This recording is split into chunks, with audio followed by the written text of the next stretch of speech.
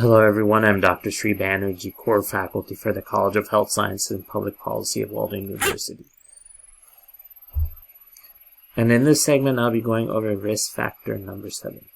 And this is enabling circumstances or preparatory action.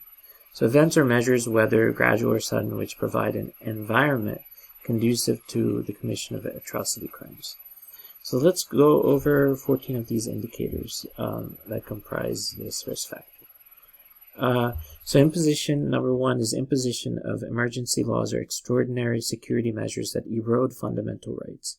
Number 2, suspension of or interference with vital state institutions or measures that result in changes in their composition or balance of power, particularly if it results in the exclusion or lack of representation of protected groups.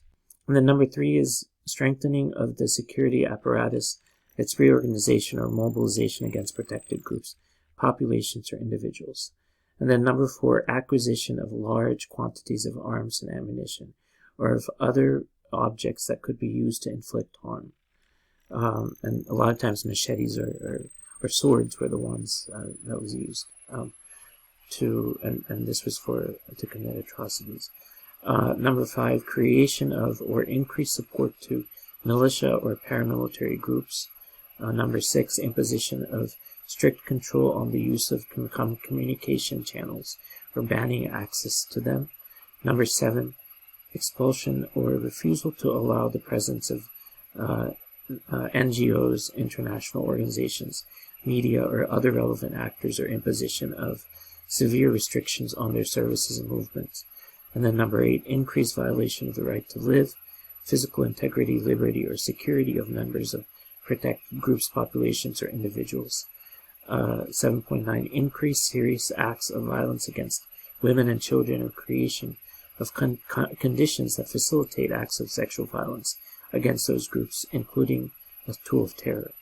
And then number 10, imposition of life-threatening living conditions, or the deportation, seizure, collection, segregation, evacuation, or forced displacement, or transfer of protected groups, populations, or individuals to camps, rural areas, ghettos, or other assigned locations.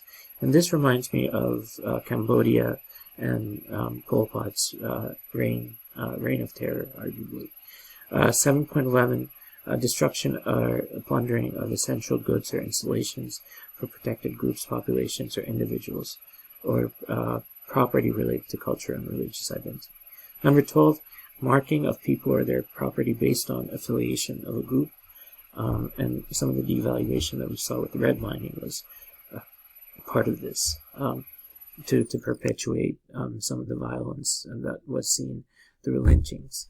And then number 12, marking of people or their property. Number 13, increased politicization of identity, past events, or motives to engage in violence. And then number 14, increased inflammatory rhetoric, propaganda, campaigns, or hate speech targeting protected groups, populations, or individuals.